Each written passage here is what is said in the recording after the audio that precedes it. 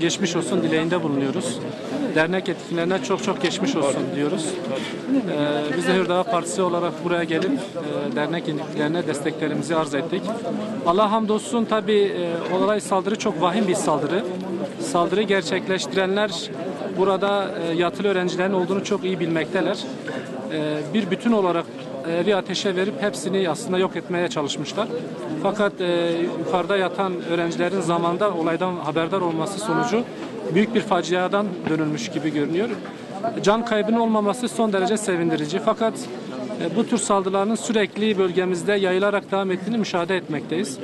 Biz de Hür Partisi olarak bu tırmanışın çok tehlikeli olduğunun bilinmesi gerektiğine inanıyoruz.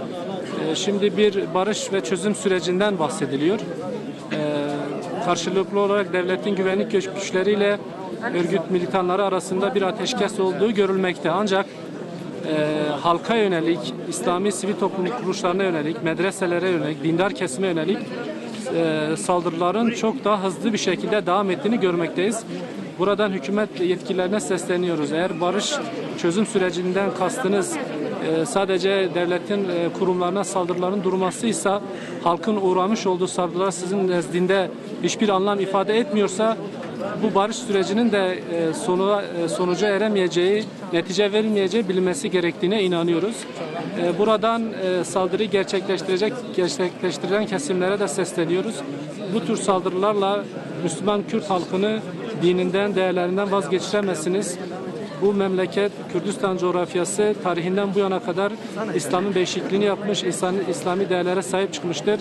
Kemalizmin bir dönem bu coğrafyada Cumhuriyet tarihinde İslam ve Müslümanlara yaşattığı zulümleri, İslam dinini yasaklaması, camileri ahıra çevirmesi nasıl tarihin çöplüğüne atıldıysa, bugün bu coğrafyaya komünizmi ve değişik ideolojileri getirip Müslümanları baskı altına almaya çalışmak, onları yok etmeye çalışmak girişimlerin de Allah'ın izniyle Kürt halkı tarafından tarihin çöplüğüne atılacağına biz inanıyoruz.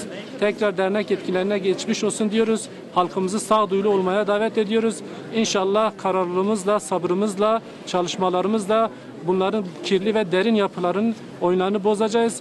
Bugüne kadar yapılan bütün saldırılara rağmen sivil toplum kuruluşlarına yapılan, İslami sivil toplum kuruluşlarına yapılan onlarca, yüzlerce saldırıya rağmen bugüne kadar bir tek failin de yakalanmamış olması derin PKK'nın, derin devletin işbirliği içerisinde olduğunun en büyük göstergesidir.